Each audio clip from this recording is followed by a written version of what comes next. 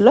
আর অনেক লোক ছিল, আর অনেক লোক তো চলেও গেছে। আর দেখো সব জায়গায় শুধু মহাদেব বানিয়ে পুজো দিয়েছে আর ঠাকুরগুলোকে এইভাবেই ছেড়ে রেখে চলে গেছে।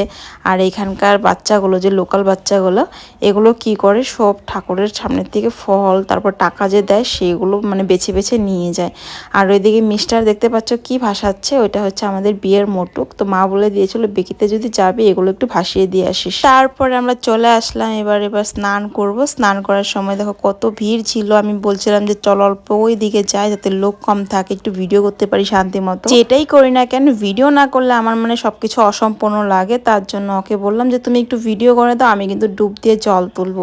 কিন্তু এখানে এসে কি হয়েছে, মানে জলের মানে দেখতে পাচ্ছ মানে পা অব্দি জল, মানে বেশি একটা জল নেই সামনে। তো বাউন্ডারি দিয়ে দিচ্ছে, ওই পারে যেতে দেবে না, কারণ অ্যাক্সিডেন্ট হয়ে যেতে পারে। আর অনেক লোকের ভিড় হয় তো, আর রাত্রের কথা, তার জন্য একটা বাউন্ডারি দিয়ে দিয়েছে, এটুকুর মধ্যে স্নান করতে হবে। কিন্তু